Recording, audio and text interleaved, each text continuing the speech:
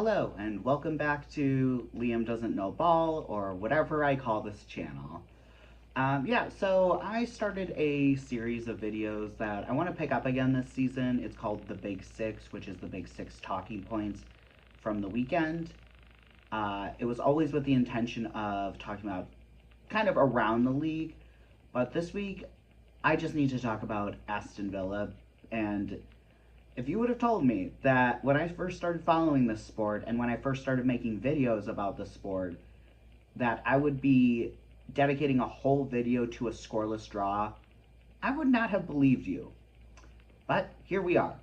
So I just want to, and I've already talked about the red card, I've talked about the backlash, so I'm not making a point about that, which, can you believe it, a scoreless draw, there's a red card, and that's not even one of the points to discuss, because I already made a video about it. So there were a lot of things to talk about. Unfortunately, a lot of,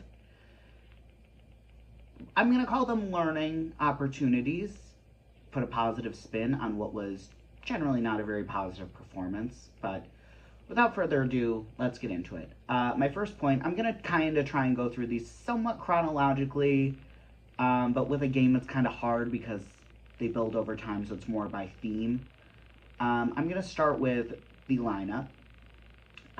There's a lot of discussion, I think, about what is Aston Villa's strongest 11, and I think that was something in preseason we saw where we're like, I think I would have preferred to see a bit more consistency with, like, okay, these players are playing together starting like an hour, and then, subs are coming on, maybe a youth player here and there, but that didn't really happen, and that was a little odd.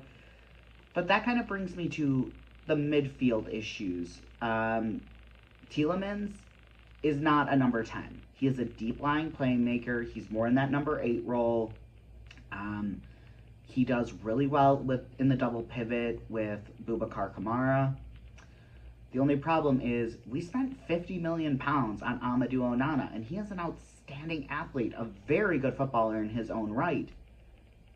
But that midfield three, when we try and get it to work, it just doesn't work. I don't know what it is. I don't know what we can do to fix it, but right now it just isn't working. I also don't like other players in the 10 because that is Rodgers' best position. Last season we were pushing him to the right because we still had Ramsey, who was truly a left-sided player. He's now gone to Newcastle. I've already given my thoughts on that. And Rodgers is better on the left, but he is at his best when he's at the 10. And when Tielemans is able to make those passes to him and Rodgers can drive with the ball. And this is where, this is Emery's third full season in charge. I think that, for lack of a better term, the honeymoon phase is over. I think that this is the season where, when there are issues, especially if they are ongoing, we're going to see some pretty heavy criticism of Emery. And that midfield, getting them to work, I could see him, one of his criticisms at Arsenal was he sticks by his values and what he wants to do, which is a good thing because he's a man of principle. But if something's not working, you gotta ask yourself when you gotta stop trying to make it work. And I hope that this Tielemans at the 10 doesn't continue. Let Rodgers play the 10. So I'm going to just leave it at that. Rodgers needs to be in the 10. Tielemans needs to be playing in the midfield. Where we find space for Onana, I'm not sure. We got to do it. Maybe this is something Emery's going to push on. And to be fair, the Newcastle game was always going to be tough. It was. So I'm hoping next week against Brentford, we see a stronger performance. If it's with the same lineup, obviously, with the exception of Martinez being put in, that maybe we can see, like, oh, this midfield three of Kamara, Tielemans, and Onana really does have the ability to work, although Kamara might be covering at center back next week, so if we can have Onana and Tielemans in the double pivot, I'd like to see how that works. Because Onana was filling in for Tielemans at the end of the season, and I thought he did well. I like how I said I was going to move on from that point and did a full Midwest goodbye. So a true goodbye to that point. Next point is we did not have enough width. Again, Rodgers is better through the middle. I would probably rather have McGinn playing on the left, Malen playing on the left. Malen had a really good season, and I'm going to talk about Malen more. A really good preseason. I'd like to see him out there, and Gesson I didn't think we would see just because he just got here. It takes a while for players to get embedded in Emery's system, so I'm not surprised we didn't see him. Maybe we'll see him against Brentford. I don't think, maybe not starting, but yeah, I just don't think he'll start, but maybe as a cameo or even like a 30-minute appearance just to get some width. And I would really like to see Malen in there to get some width. Rodgers in the middle, maybe play McGinn on the left or the right and let Rodgers play the 10. Next point, the passing was dreadful. I saw the passing percentages for like Luka Dean was like 69%. Rodgers had a really poor pass rating. He was completely off it, and I was really surprised. I thought that when he went off against, I think it was Marseille, but against Roma, I was like, it didn't look like much of anything, to be honest. So when people were like, oh, Rodgers is available for the squad, I was like, it was never a doubt for me that he would.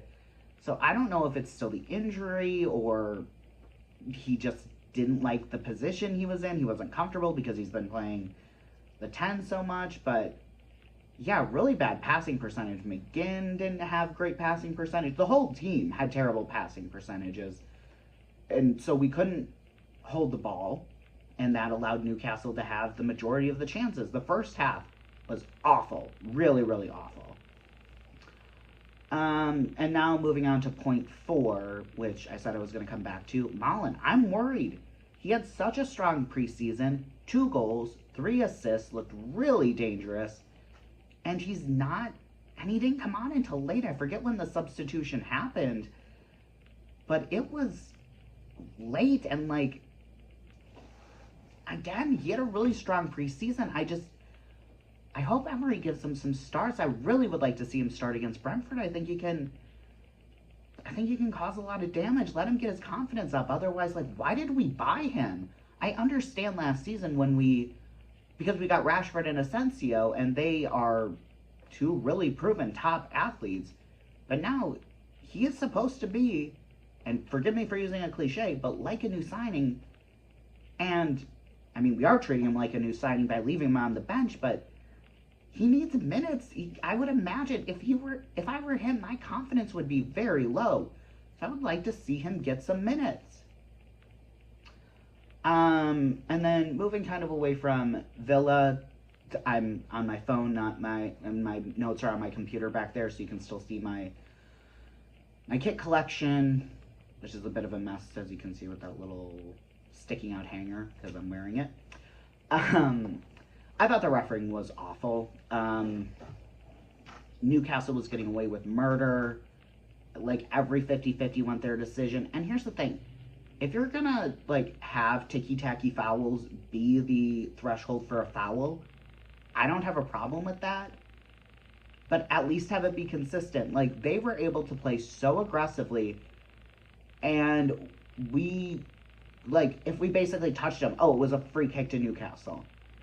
And, like, oh, that's just how they play. To be fair, I haven't heard anyone say that, but, like, if anyone were to say that, it's like, well, no, not super aggressive, cheap fouls that just get given away because, oh, that's just how they play. It was just really frustrating, really poor refereeing. I am not someone who likes to blame the ref, and I'm not blaming him for it. Like, I literally agreed with his decision to give the red card to Konsa. But it just you are limiting a team when you are calling, like, really ticky-tacky fouls against them. It was really frustrating. And my final talking point, Bezo, he was outstanding. He made that really early stop on Elanga. Not to belabor the red card, I said I wouldn't, but I wish Konsa would have just let him. Again, Mings was arriving on the scene too. Just let him have the shot. Just let him have it. I back Bezo to make the stop. This is also promising for cup competitions because you can't lose in a cup competition if the opposition can't score. And granted, he will concede goals, I'm sure, as the season goes on. But it was very promising. Like, if Martinez, because there have been a couple of times where Martinez will come into halftime and say that he's got a little niggle or something, or even if he does have a niggle, then we don't have to risk him. We have a competent backup now, and he was the highlight, man of the match, clean sheet, really good saves, competent with his feet. I'm happy. So that was, for me, at least one positive to take from what was otherwise a not-so-great performance. Anyway, those are the big 6 points that I took away from Aston Villa 0, Newcastle 0. I will be back next week, looking more around the league. That's what I'm more looking forward to, and up the Villa.